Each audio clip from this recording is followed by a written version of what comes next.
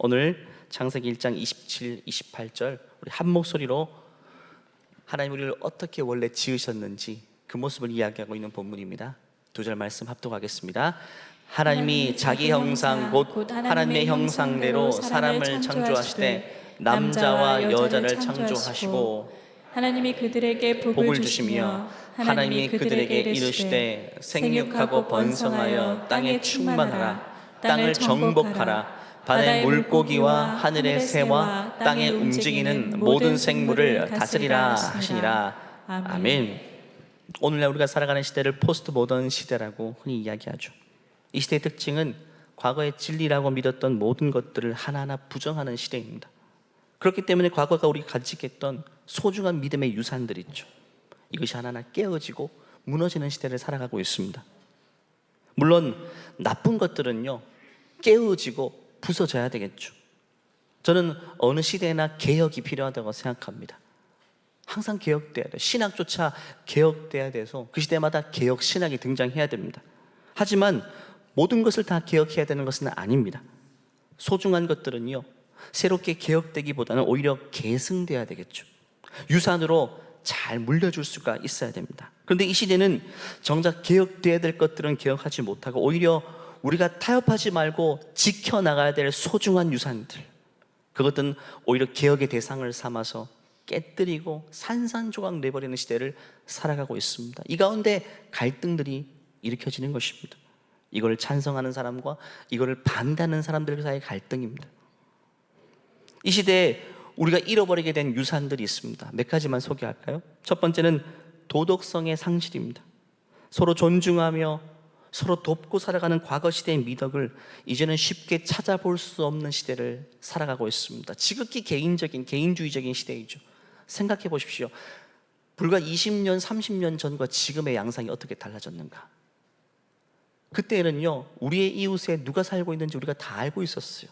아무리 아파트 문화일지라도 옆집엔 누가 살고 아래 윗집엔 누가 살고 좋은 일 있으면 나누기도 하고 당연히 인사하고 그 집에 자녀는 몇 명 있고 너무나도 당연시 여겼고 서로 인사하는 문화가 일반적이었지만 불과 20, 30년 지난 지금 시점은 어떻습니까? 옆집에 누가 살고 계신지 혹시 아십니까? 옆집에 자녀가 몇 명인지는 아세요? 밑에 집은요? 위에 집은요? 엘리베이터를 타면 혹시 자연스럽게 인사가 나누어집니까?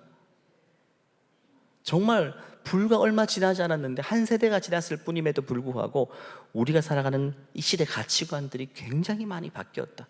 정말 소중한 것들을 이제는 잃어버리게 되었다는 사실을 알게 돼요. 요즘은 시골에서도 옆집에 누가 사는지를 별로 관심을 가지지 않는다고 하죠. 도시 문화만의 특징은 아닙니다. 두 번째는 전통적인 가족 개념의 상실입니다. 가족이라는 무엇과도 타협할 수 없는 소중한 가치가 다 무너진 시대를 살아가고 있죠.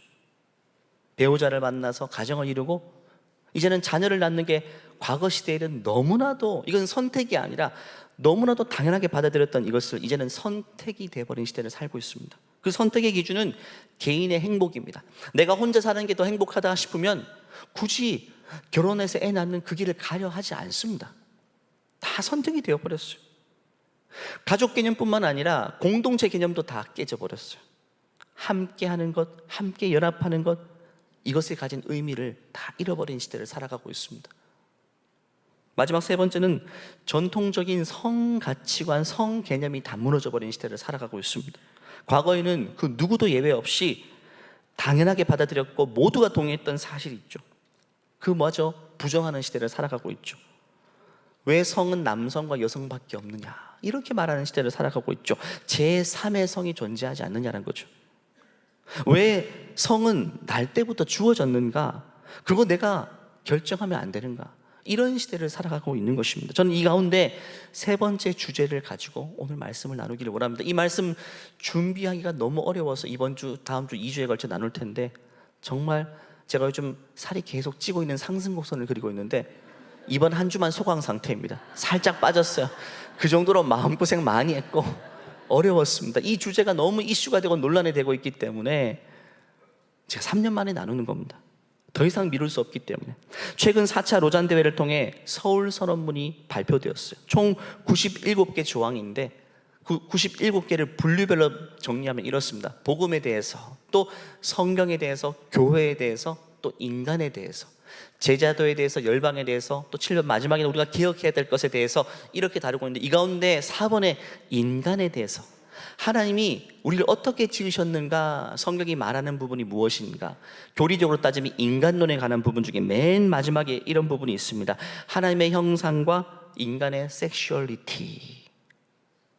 쉽게 말하면 성 정체성의 기독교적인 이해, 이 부분이 굉장히 많은 항목을 차지하고 있습니다. 57번부터 70번, 97번 중에 57번에서 70번까지니까 전체 분량에서 20%나 되는 많은 분량을 할애해서 이 요즘 최근 이슈가 되고 있는 성에 관한 이슈, 이것을 다루고 있다는 거죠. 그만큼 우리가 가장 부딪히고 있는 현실 가운데 제일 많이 혼란을 겪고 있는 문제가 바로 이 문제라는 사실을 우리가 이야기해 주는 것입니다.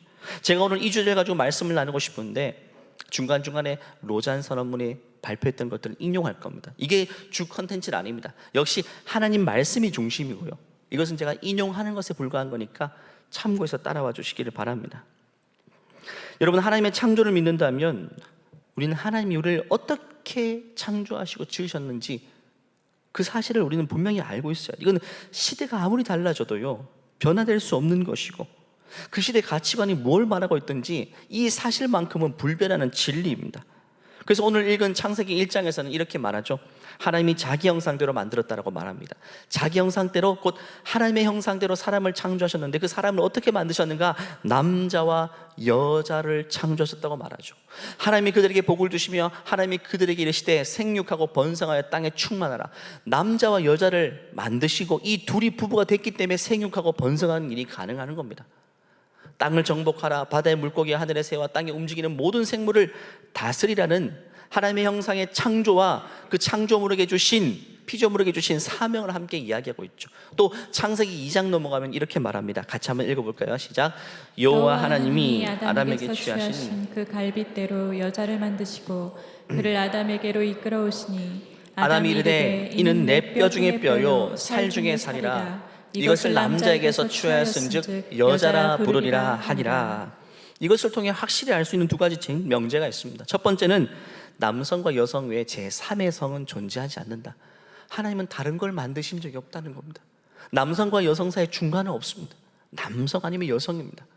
두 번째는 성은 스스로가 결정할 수 있는 것이 아니라 태어날 때부터 하나님께서 개인에게 부여해주신 그 변화될 수 없는 정체성을 말합니다. 혈액형이 변화될 수 없는 것처럼 성도 날 때부터 부여받은 것입니다. 물론 천국 가면 남성 여성이 있겠어요? 이 땅에서만 남성 여성으로 구분되어 우리는 사는 겁니다.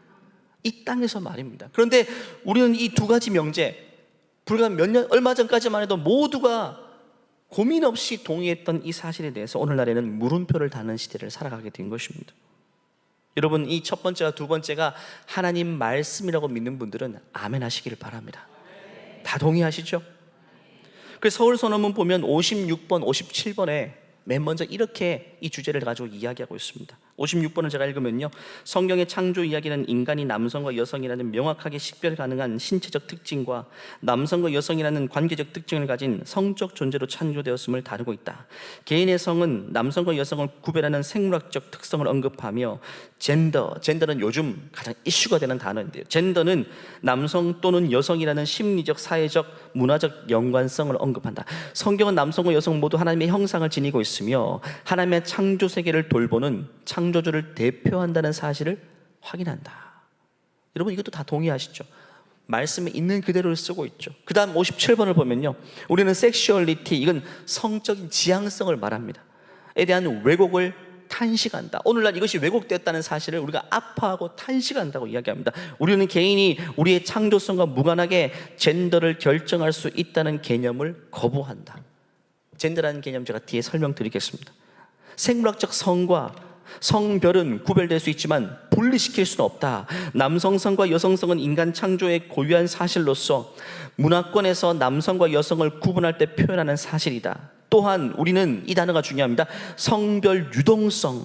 성별 유동성이 무엇인가? 상황과 경험에 따라 성 정체성이나 성별 표현이 유동적이다, 한마디로 바뀔 수 있다는 주장을 우리는 거부한다라고 이야기해요. 여기서 분명히 잘 표현하고 있죠. 성별은 유동적일 수 없다. 작년까지 난 남성이었는데 올해는 여성으로 살래, 이렇게 할 수가 없다는 것입니다. 과거에는 이 모든 사실에 대해서 너무 당연하게 받아들였지만, 모든 사회가 합의를 이룬 사실이지만 오늘날 이 사실이 다 깨어지고 부서지고 있는 우리 현실을 살아가고 있죠. 방금 읽은, 제가 대전제로 선포한 첫 번째, 두 번째, 그리고 방금 읽은 로잔대에서 서울선언문으로 발표한 56번, 57번, 오늘 집에 가서 여러분 자녀들에게 한번 읽어주십시오. 그럼 이 사실을 동의하냐고 물어보세요. 깜짝 놀라실 겁니다. 중학생, 고등학생 이상이면 생각이 달라져요. 여러분 청년이면 말할 것도 없어요. 이 사실을 내가 일부분은 동의할 수 없다고 분명히 이야기할 거예요. 왜 그럴까요, 여러분? 왜 그럴까요? 교회 안에서 자랐는데 왜 그럴까요? 왜냐하면 학교에서 교과서를 통해서 그렇게 배우기 때문입니다. 여러분, 학교에서 배우는 교육이 진짜 무섭습니다. 아이들 무의식 속에 새겨지는 교훈입니다.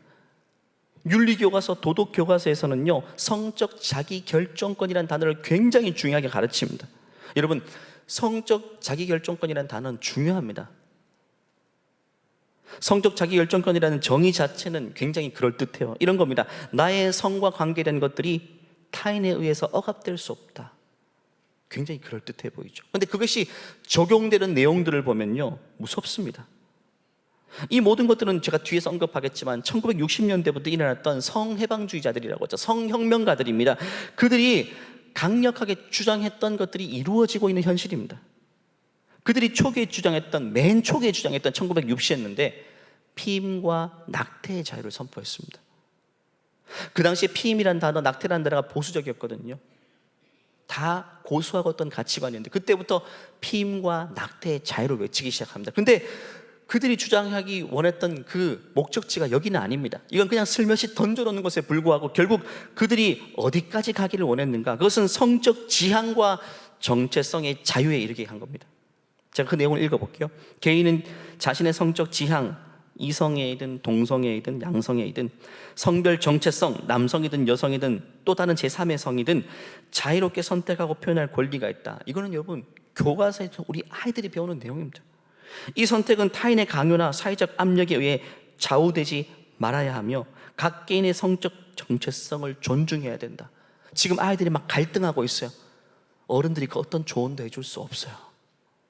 자신이 결정해야 돼요. 결국 이 목적을 이루기 위해 성혁명가들이 1960년대부터 하나하나 소위 말하는 빌드업을 해오고 있어요. 하나씩 차곡차곡. 지금은 그들의 철저한 계획이 한 90% 이상 구분응선까지 올라왔다고 볼 수 있어요. 거의 종착역에 다다랐어요. 그리고 그들이 맨 끝점에서 이루기를 원하는 목적은 뭐냐 하면 가정의 붕괴입니다. 가정이라는 개념을 없애버리는 겁니다. 실제로 이런 일들이 너무나도 일어나고 있죠. 성경에서 하나님께서 만드신 유일한 두 개의 공동체가 가정과 교회입니다. 근데 이 가정과 교회는 따로 생각할 수 없어 하나입니다. 가정과 교회는 교회가 가정이고 가정이 교회입니다. 가정이 무너지면 교회는 자연스럽게 무너지게 되는 것입니다. 그런데 이 가정과 교회는 하나님이 인간을 구원하기 위한 방편으로서 주신 유일한 두 가지입니다. 가정에서, 교회에서 하나님 말씀 듣지 못하면 우리는 개인이 구원받을 수가 없어요. 그래서 마귀는 이 두 가지 사실을 깨뜨리고자 한 겁니다. 가정과 교회는 구원의 방주와도 같아요. 거기에 올라타야 구원받을 수 있습니다. 가정 없이, 교회 없이 우리 어떻게 구원받습니까? 하나님의 백성이 되겠습니까? 결국 그들의 정체는 하나님의 창조 질서를 혼란시키게 만드는 것뿐만 아니고 하나님의 구원의 방편으로 주신 가정과 교회를 해체시키기 위한 철저한 작업들이 20세기 들어서 계속해서 일어나고 있는 것입니다. 근데 이게 8분응선, 9분응선까지 왔다는 거예요. 요즘에는 성이란 단어, 그 단어 잘 안 써요. 젠더란 단어를 훨씬 많이 쓰죠. 성이란 단어는 생물학적인 성입니다. 내가 태어날 때 어떤 생식기를 가지고 태어났는가, 어떤 염색체를 가지고 태어났는가. 그런데 젠더란 단어는 성 역할을 의미합니다. 그러니까 젠더는 생물학적인 성과 일치하지 않을 수 있는 겁니다. 나는 남자로 태어났어요. 남자의 몸을 가지고 있는데 이 사회 속에서는 여성으로 살고 싶다라고 할 수 있는 시대가 되었다는 거예요. 젠더와 성이 분리되는 시대입니다. 육체적으로 남성이지만 사회적 역할로서는 난 여성이 되고 싶다. 그래서 동성 커플과 동성 부부가 탄생하는 것 아니겠어요? 남남이 결혼했는데 그 중에 한 명은요, 나는 생물학적인 남성이지만 여성 역할을 하고 싶다라는 거예요. 그래서 커플이 되고 부부가 되는 겁니다. 물론 생물학적인 출산은 불가능하죠. 하나님이 막아놓으셨으니까. 그래서 필요에 따라 성 역할뿐만 아니고 생물학적인 성조차 바꾸고 싶다면 트랜스젠더가 되는 겁니다. 성전환 시술을 하게 되는 거예요. 과거에는 성전환 시술이 먼 나라 이야기 같았지만 오늘날에는 성형수술처럼 보편화되고 있는 시대를 살아가고 있어요.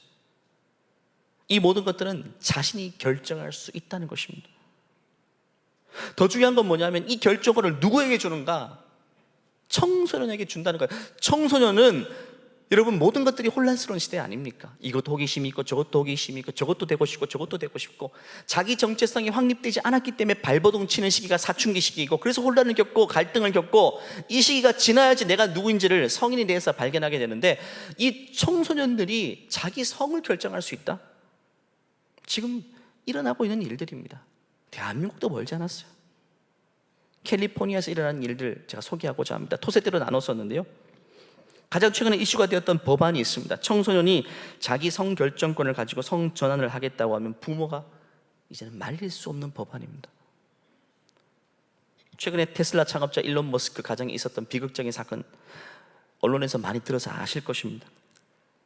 정말 화목한 가정이었어요. 그런데 그 가정에 어떤 일이 닥쳐왔는가?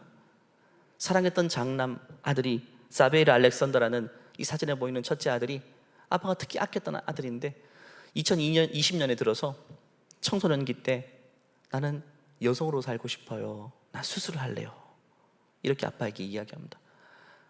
아빠가 이 일론 머스크는 굉장히 앞서가던 사람, 굉장히 진보적인 사람입니다. 모든 걸 허용하던 사람인데 이것들이 내 가족의 일, 내 자녀의 일이 되게 그러니까 정신이 번쩍 드는 거예요. 자기가 법안을 찬성했고 지지했던 사람인데 내 자녀가 여성으로 살고 싶다, 딸이 된다, 이 앞에서 충격을 받고 망설이게 되는 거죠. 그래서 많은 사람들 찾아가 상담하게 됩니다. 학교에 찾아가서 선생님들과도 상담하고 박사들과 심리학 박사들과 상담하고 이렇게 다 찾아다녔는데 모두가 한결같이 무엇을 이야기하는가 하면 그거 자녀가 결정하게 해야 된다. 부모가 말려서는 자녀의 인생은 자녀의 것이고 자녀가 원하는 대로 허용해야 된다. 사방팔방에서 이 소리만 들으니까 결국에는 일론 머스크가 아버지로서 성전환 시술에 사인을 하고 맙니다. 그때 코로나 시기였고 사업적으로도 너무 힘들고 혼란한 시기여서 이걸 가지고 깊이 생각할 겨를도 없이 그냥 눈 번쩍하는 사이에 그냥 고민하다가 사인해버린 거예요. 그러고 나서 깨닫게 됩니다. 아들이 수술해서 딸이 되었어요. 자기 앞에 나왔어요. 충격을 받게 됩니다. 자신이 일생일대에 돌이킬 수 없는 결정을 했다고 땅을 치고 후회하게 됩니다. 그러면서 이렇게 말하죠. 아직 성정체성이 혼란스러운 아이들을 종용하여서 불가역적인 수술을, 다시 돌아올 수 없는 불가역적인 시술을 받게 하는 것은 결코 안 된다. 그게 청소년이면 더 그렇다는 거예요. 사리 분별이 안 되는 청소년. 그런데 캘리포니아주는 부모가 이것을 막을 수 있는 권한이 없을 뿐만 아니고 이것을 오히려 장려하는 분위기가 돼서 장려하는 분위기. 그러니까 과거에는 문이 두 개 열려 있었어요. 남성과 여성. 근데 지금 문을 하나 더 만들어 놓았는데 그 문은 자유롭게 성을 바꿀 수 있는 새로운 문을 하나 만들어 놓았는데 이 문은 1번 문과 2번 문보다 더 화려하게 꾸며놨어요. 엄청 휘황찬란하게 꾸며놓았어요. 이 문으로 가면 앞서가는 사람이고 이 문으로 가는 사람이 자유시민이다. 청소년기 때 이 새로운 제3의 문을 열어놓으니까 여러분 호기심 많은 아이들이 그쪽을 향해서 문을 열고 한 발 내딛는 것은 시간 문제인 것입니다. 그래서 이 일이 있은 다음에 일론 머스크가 정신을 차리고 나서 이제는 정치인들을 만나기 시작합니다. 캘리포니아 주지사도 만나고 설득하기 시작. 우리 주가 이 방향으로 나가서는 안 된다. 도대체 이 성혁명을 주도하는 사람이 누구인가 밝혀내야 되고 이 법안이 통과하기까지 누가 이걸 주도했는가 다시금 되돌려 놓아야 된다고 막 설득하고 다니지만 어림도 없는 거예요. 그 사회적 분위기가 전체가 그렇게 돼버렸어요. 한마디로 눈 뜨고 코 베이듯이 된 겁니다. 이게 남의 가정 이야기할 때는 괜찮은데 내 가정 이야기 될 때는 다르게 느껴지는 겁니다, 여러분. 그래서 최근에 캘리포니아 주지사 케빈 뉴섬이라는 언론에 많이 나온 유명한 사람이죠. 또 다른 새로운 법에 서명을 했습니다. 2024년에. 그건 뭐냐면 학생들이 성별 정체성 변경을 부모에게 알리도록 요구하는 것을 금지하는 법안입니다. 부모에게 고지 안 해도 돼요. 왜? 반대할 게 뻔하니까. 정말 놀라운 게 뭐냐면요, 미국은요 미성년자들에게 술을 못 먹게 하거든요. 그 법 어기면 엄청나게 처벌받습니다. 아이들이 어른인 척 흉내내서 술 사는 것도 불문제하고, 아이들에게 술 판다 민증 다 확인하고 그렇게 엄격하게 통제. 술은 입에 대지 못하게 하면서 자신의 성을, 돌아올 수 없는 강을 건너게 하는 자신의 성을 전환하겠다고 하는 것은, 청소년 스스로 결정하게 하는 것은 도대체 이게 아무리 이성적으로 생각해도 논리에 맞지 않는 일인데, 이게 워낙 거대한 바람으로 불어오고 있기 때문에 아무도 반기를 드는 사람이 없어요. 그냥 그렇게 살아가는 겁니다. 일론 머스크가 도저히 안 되겠다 싶어서 트위터도 인수했거든요. 왜? 트위터라는 매체를 통해서 가장 이런 성 정체성에 대해서 혼란이 되는 그런 이슈들이 발표되니까 자기가 50조를 주고 인수해 버렸잖아요. 그리고 그런 걸 다 차단하고 자기 이야기를 하고 싶은 대로 이야기하는 겁니다. 그러면서 주지사가 서명한 법안과 이전에 제정된 많은 법들로 인해 가족들과 기업들이 위협받는 상황에서, 나는 여기서 내 기업을 운영할 수 없다. 내 기업이 이 주에 내는 세금이 엄청난데 나는 더 이상 이 캘리포니아 주가 그 법을 취소하지 않는다면 여기 내가 세금을 낼 이유가 없다 해서 스페이스X 우주산업개발, 그 다음에 또 많은 테슬라조차도 텍사스로 다 이주해 버렸어요. 세금을 낼 이유가 없으니까. 이런 현실이 캘리포니아 주 예뿐이겠습니까? 캐나다는 훨씬 더 하고요. 아시아도 마찬가지예요. 여러분 태국만 가보세요. 남성인지 여성인지 애매한 성들이 굉장히 많아요. 이게 세계적인 추세입니다. 거대한 바람이 막 불어오고 있는데 그 바람을 느끼지 못하고 살면 안 되는 것입니다. 조용히 불어오지만 거대한 바람이기 때문에 오늘 말씀을 통해 우리는 이 바람을 감지해야 됩니다. 우리나라가 이 캘리포니아 주를 가장 빠르게 쫓아가는 나라 중 하나입니다. 캘리포니아에서는 성을 표기할 때 1번, 2번이 아니라 3번까지 있어요. 남성, 여성 아니고 non-binary, 한마디로 정의되지 않은 성을 말합니다. 구분할 수 없는 성입니다. 이 3번에 해당되는 사람이 기하급수적으로 늘고 있습니다. 그리고 남성, 여성 외에 제3의 성은 하나가 아니라 거대한 스펙트럼입니다. 한두 개가 아닙니다. 인종도 백인과 흑인 사이에 여러 피부 색깔을 가진 혼혈이 스펙트럼처럼 존재하는 것처럼, 성도 남성과 여성 사이에 정의할 수 없는 스펙트럼처럼 많은 성이 존재한다고 이야기합니다. 그것들을 한데 모아서 3번 논바이너리 성에 해당되는 것이죠. 결국 생각해 보세요. 어릴 때부터 이 사실을 학교에서부터 교육받고 자란 아이들이 이 사고 속에서 결국에는 새로운 제3의 성을 휘황찬란하게 장식되어 있는 그 3번 문을 향해서 들어가고 싶은 생각이 안 들겠습니까, 여러분? 우리 모두는 죄성을 안고 있거든요, 여러분. 죄된 본성입니다. 이 죄된 본성은 하나님이 만들어신 틀을 벗어나고자 하는 욕망이 중심에 있기 때문에 그 길만 열려 있으면 누구도 주체하지 않고 그 길을 가는 것입니다. 과거도 마찬가지예요. 우리가 학교 다닐 때 생각해 보세요. 교실 안에서도 남자 여자뿐이었겠지만 남자애들 중에서도 여성스러운 애들이 있죠. 저도 그 중에 속했었습니다. 굉장히 여성스러웠어요. 또 여성 중에도 굉장히 남성스러운 여성들도 있잖아요. 막 운동 능력도 좋고. 그런 애들이 문이 1번, 2번만 열려있을 때는 고민하지 않았지만 제3의 문이 휘황찬란하게 장식되어 있다면 그 문을 향해 호기심 가운데 문을 열어보고 한 걸음 내딛지 않겠습니까, 여러분? 길만 열려있다면 말입니다. 제 아내도 22살 때 만났는데 완전 남자였습니다. 선교에서 만났는데 축구를 엄청 잘하고 달리기도 저보다 빠르고, 사실 그게 제 매력에 끌렸거든요. 제가 여성성이 있으니까. 만약에 제 아내가 캘리포니아 같은 데서 자랐다고 생각해 보십시오. 제가 아내로 만날 수 있었을까요? 아마 친구로 삼았을지도 모릅니다. 얼마든지 우스개처럼 소리처럼 이야기하지만 얼마든지 가능한 일입니다. 사회가 그걸 지향하고 학교에서도 그것을 멋있는 것으로 가르치니까 자기 성 스스로 결정해야 돼. 이게 자유시민의 멋있는 모습이라고 가르치니까 아이들이 고민하지 않겠어요? 최근에도 우리 아이가 초등학교 5학년인데 포스터 대회 전단지를 가지고 왔습니다. 학교에서. 과거에는 불조심하자, 맞죠? 간첩 잡자 이런 포스터를 가지고 그림 대회, 표 대회를 했었죠. 기억나시죠? 요즘 그런 거 안 합니다. 성 정체성, 성인지 감수성에 대한 표 대회를 합니다. 다 그 방향입니다. 그 방향을 가장 자유롭게 표현한 그 사람이 상을 받습니다. 이걸 가지고 대회를 하고 있어요. 박수 쳐주고 있고 1등 상을 주고. 지금 캘리포니아 주에서만 성전환을 한 사람, 이 논바이올에 해당되는 사람이 22만 명이라고 합니다. 22만 명, 한 주입니다. 한 나라가 아니라. 전체 인구의 0.5%입니다. 200명 중에 1명. 과거에는 그렇지 않았거든요. 이 법안이 통과하게 되니까, 여러분, 법안이 통과한다는 것은요, 물꼬를 터주었다는 말이고 사회적 분위기가 그곳으로 간다는 것입니다.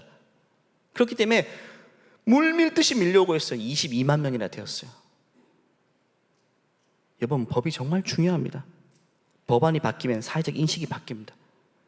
예를 하나 들어볼까요? 여러분, 간통법 아시죠? 벌써 10년 됐습니다. 폐지된 지가. 1915년 여러분 기억날 겁니다.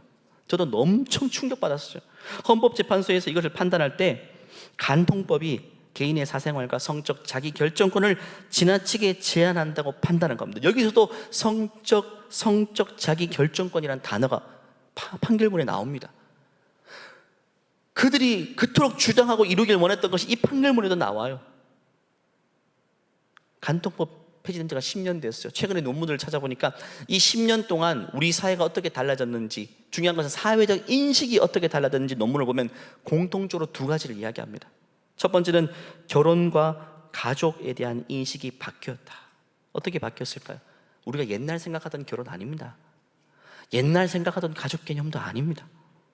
모든 것이 개인의 선택입니다. 두 번째가 더 무서워요. 성에 대한 사회적 관용 확대입니다. 간통법 폐지 이후에 성적 자유와 관련된 사회적 관용이 확대되었죠. 성관계는 개인의 사적 영역이라는 인식이 커지게 되면서 개인의 선택인데 그걸 가지고 타인이 비난할 수 없다는 인식이 엄청 확대되었어요. 생각해 보세요. 전 직장 생활하지 않지만 제 친구에게 들어보니까 10년 전까지만 해도 내가 배우자 외에 또 다른 이성과 관계하면 그 부끄러운 것으로 여겼어요.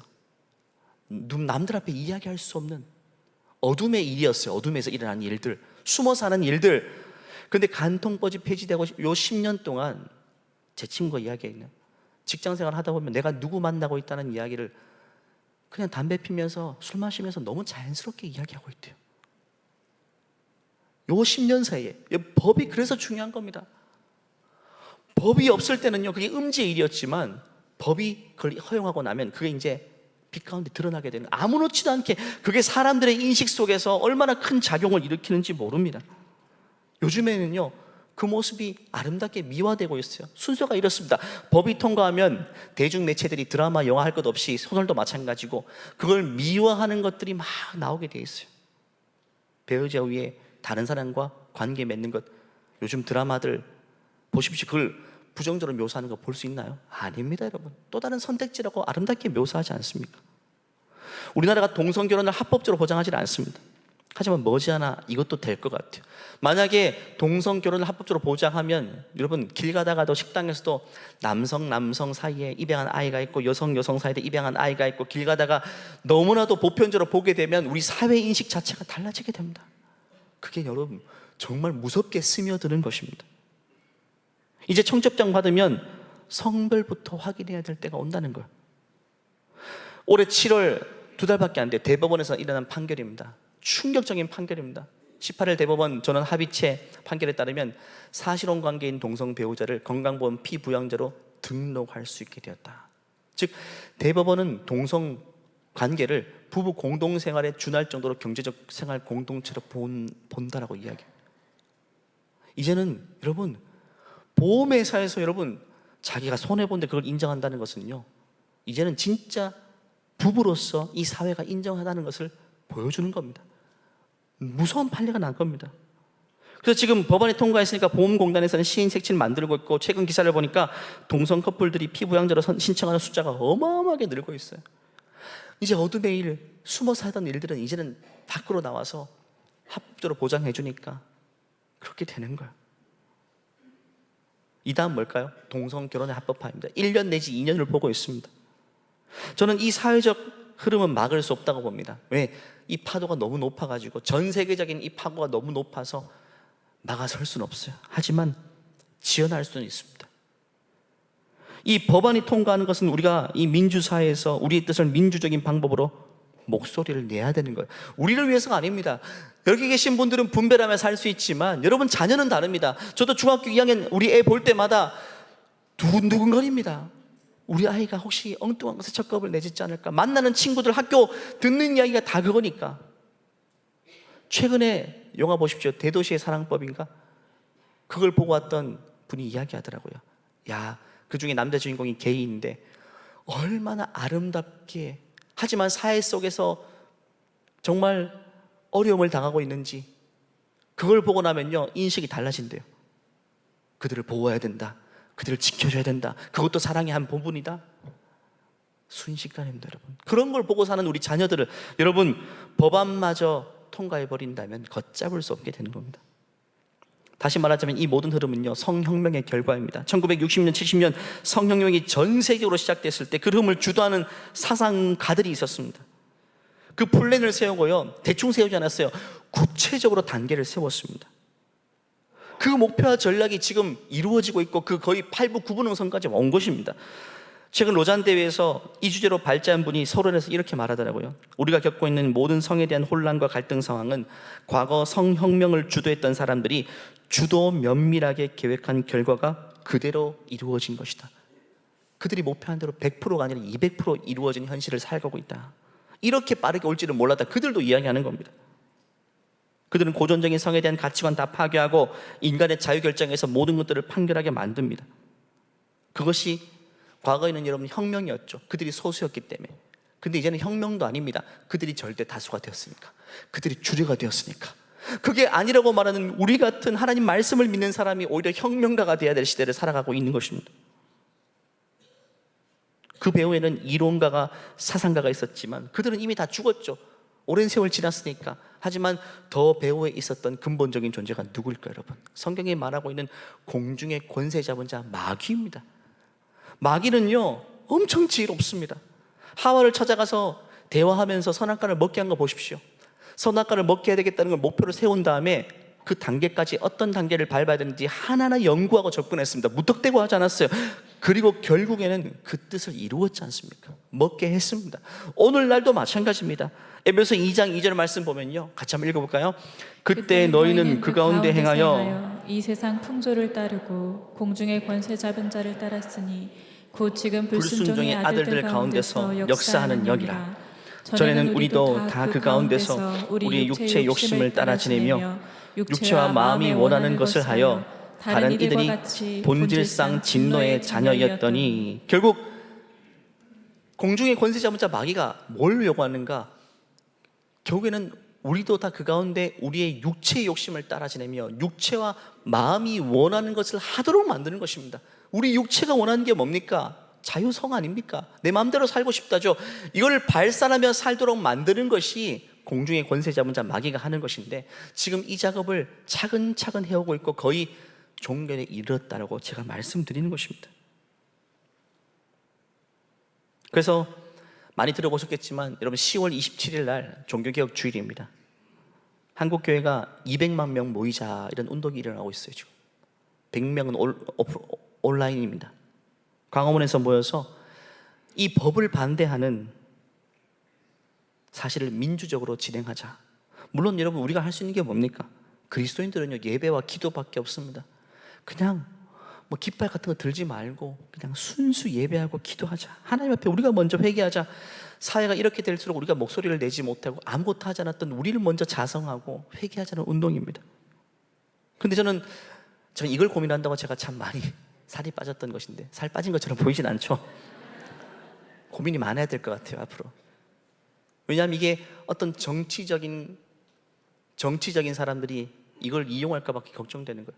순수 예배하고 기도하자는 모임인데, 이 법안을 반대하자는 민주적인 방법이고 예배자들이 모인 자리인데, 거기서 누가 극좌에 있는 사람, 극우에 있는 사람들이 막 어떤 분노하고 뭔가 보여주고 이렇게 할까 봐 저는 걱정이 돼서 계속 고민하는 겁니다.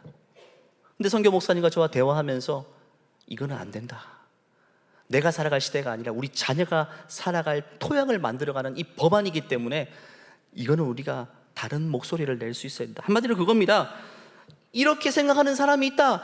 요즘 대부분 그렇진 않지만 이렇게 생각하는 사람도 있다는 걸 나타내자는 겁니다. 하나님 말씀을 따라 살고자 하는 사람들이 있다는 것들을 그냥 보여주자는 겁니다.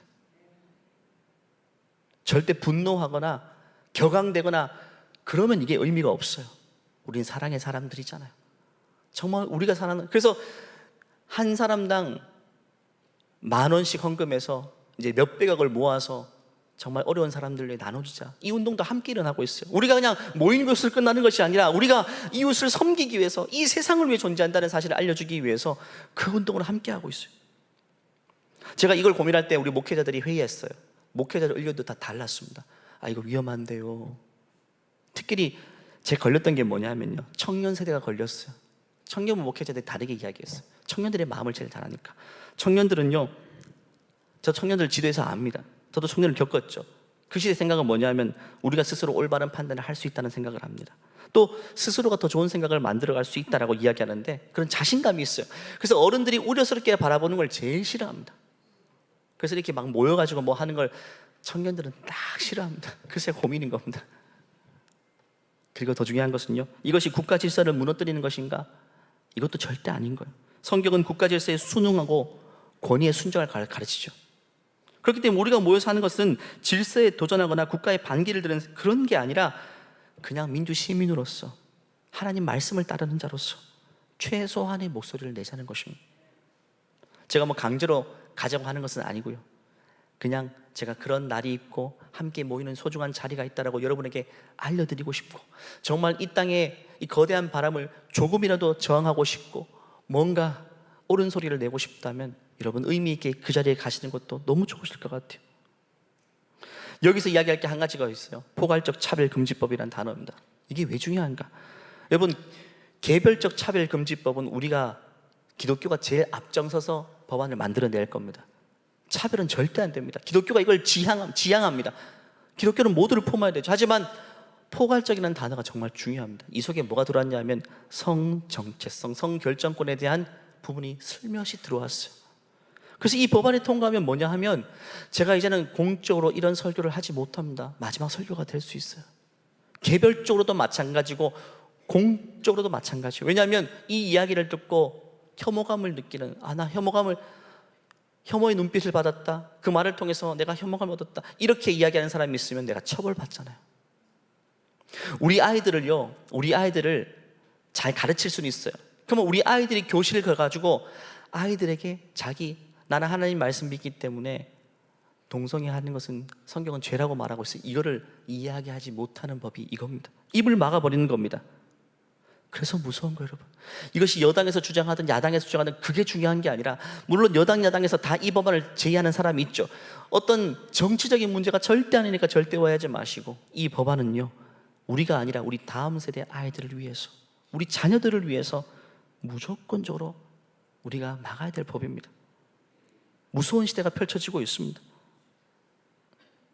말씀을 마무리할까요? 사랑하는 여러분, 오늘 말씀의 주제는 성정체성에 관한 것이었는데 한 주로 끝날 문제가 아닙니다. 다음 주에 또 이야기할 것입니다. 오늘 설교는 반쪽짜리 설교입니다. 그냥 문제 제기만 한 것이고요. 다음 주 주제는 그러면 과연 우리가 어떻게 살 것인가에 관한 것입니다. 로잔드의 69번 맨 마지막 부분을 보면요, 이렇게 성에 대해서 이렇게 마지막으로 정의합니다. 우리는 교회 안팎에서 일부의 사람들이 동성애의 끌림을 경험하며 어떤 사람들에게는 이것이 유일한 또는 지배적인 끌림이라는 사실을 인지한다. 한마디로 그 현실을 인지해야 된다는 거예요. 이성에게 끌리지 않고 동성애에 끌리는 사람이 있다는 것을 우리가 인정해야 돼요. 부정해서는 안 됩니다. 기독교인은 유혹에 저항하고 욕망과 행위 모두에게 성적 거룩함을 유지한다는 성경의 주장은 동성애에 끌리는 사람과 마찬가지로 이성에 끌리는 사람에게도 동일하게 적용된다. 우리가 이성애자라고 막 살아서는 안 된다는 것입니다. 그러나 우리는 동성애에 끌리는 기독교인들이 기독교 공동체에서 어려움을 겪고 있음을 인식한다. 여러분, 이 사실도 동의해야 돼요. 결국 앞부분은요, 성경에서 말하는 아주 스트릭하게 이야기하고 있고, 뒷부분 갈수록 우리가 지금까지 실패했던 것들을 이야기합니다. 그건 뭐냐 하면 그들을 품지 못했던 것입니다. 이 과거가 있다는 것을 이야기해야 돼요. 여러분, 주위에 동성애를 하는 친구들이 그렇게 많은데 엄청 많아요. 그들과 대화해 본 적 없죠? 저도 대화 한 번도 못 해보고 지금 이 이야기를 하고 있어요. 제 과오입니다. 찾아가서 그 이야기를 듣지 않고 내가 뭔가를 이야기하는 자체가 저의 과오입니다. 로잔드의 69번 이게 발표를 했잖아요. 엄청 진짜 울면서 회개했습니다. 내가 정말 잘못했다. 우리는 그리스도의 몸에 속한 우리의 형제자매에 대한 사랑이 부족했음을 회개한다. 결국 회개로 끝나는 겁니다.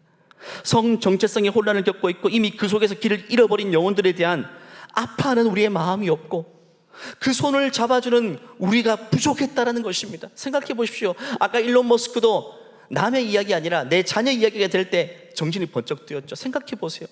우리 자녀 가운데 혹여나 이런 일이 없어야 되지만, 아빠, 나 사실 나 남자로 태어났지만 남성에게 끌려서 남자친구가 생겼어요. 여러분, 이런 이야기하면 어떻게 할 거예요? 그럼 부끄러워서 너 이제 교회 나오지 마, 이렇게 할 겁니까? 이것이 내 이야기가 되었을 때는 우리는 어떻게 해야 될까요? 당연히 품고 안아주지 않을까요? 당연히 먼저 그 영혼을 돌봐야 되죠. 얼마나 혼란스럽고 얼마나 갈등을 겪었고 얼마나 아팠을 것이고 나한테 이야기까지 얼마나 고통스러웠을까라는, 내 자녀라면 그 이야기에 귀를 먼저 기울일 것입니다. 근데 남의 자녀라면 아주 스트릭하게 선을 긋고 이렇게 해서는 안 되는 것이죠. 결국 죄와 죄인을 구분하지 못한 우리의 과오를 인정해야 되는 겁니다. 결국 해답에는 사랑이 있습니다. 사랑이 있습니다. 율법이 아니라 사랑입니다. 그래서 다음 주에는 그렇다면 우리는 어떻게 죄를 미워하되 죄인을 품고 사랑할 수 있는지, 그 주제를 가지고 나눌 것입니다. 어려운 길이지만 우리가 가야 될 길이고 오늘날 일어나고 있는 일들이며 이 시대의 토양들을 제가 이야기한 것입니다. 그러면 이 토양 속에서 우리가 어떻게 살아갈지는 다음 주 계속해서 나누도록 하겠습니다. 이 말씀을 마무리하면서 다시금 이 시대를 생각했으면 좋겠어요. 그리고 아픔을 가지고 좀 기도했으면 좋겠습니다. 이 시간 기도할 때 하나님, 이 땅을 고쳐주소서. 우리 자녀들이 살아갈 이 땅에 무너진 창조 질서와 성 정체성의 인식을 먼저 우리 그리스도인들이 다시금 바로 세워나가게 하여 주시옵소서. 우리가 먼저 바로 살아가게 도와주시고, 그리고 잘 알지 못하면서 품지 못했던 우리의 과오를 인정하고 함께 회개했으면 좋겠어요. 사랑이 아닌 혐오로 대했고 만나려 하지 않고 선을 그었던, 대화하기보다는 그냥 선을 그었던, 예수님 닮지 못했던 우리 그리스도인들이 우리의 모습들을 이 시간 같이 회개하면서 이 땅을 아파하면서 이 시간 주여 한번 외치고 기도하겠습니다. 주여, 하나님 아버지, 이 시대가 흘러가고 있는 거대한 바람들 오늘 말씀을 통해 나누었습니다. 우리도 부주 중에 이런 일들을 당하였고 이런 시대가 되어버렸습니다. 언제 이렇게 되었는지를 알지 못하는 시대를 살아가고 있지만 우리 자녀들, 우리 손주들이 살아갈 시대가 정말 어렵고 만만치 않다는 사실을 나누었습니다. 하나님 은혜를 베풀어 주시고 주님 은혜를 베풀어 주시고 함께 해주시옵소서. 하나님 긍휼을 베풀어 주시고 이 땅을 고쳐 주시옵소서. 이 땅을 향한 안타까운 마음 우리께 도와주시옵소서. 하나님 그들을 향한 사랑 있게 도와주세요. 어렵지만 기대하게 도와주시옵소서. 하나님 아버지, 오늘 말씀을 통해서 다시금 우리의 기준을 분명히 세우기를 원합니다. 무너졌던 우리의 기준을 다시금 반명히 세우고, 뿐만 아니라 이미 기준을 벗어난 영혼들을 향해서 배척하고 혐오하기보다 품고 사랑하고 이해할 수 있는 길, 하나님 그 길을 통해서 하나님이 새로운 길로 열어주실 줄 믿습니다. 이래 우리를 사용하여 주시옵소서. 예수님의 이름으로 기도하옵나이다. 아멘. 이 시간 다 같이 나셔서 이 찬송을 고백하고 예배를 마치겠습니다. 이 땅을 아파하며 찬양합니다. 아버지여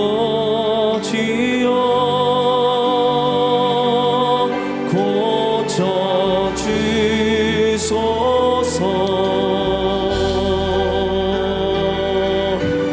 이 나라 주의 것 되게 하소서.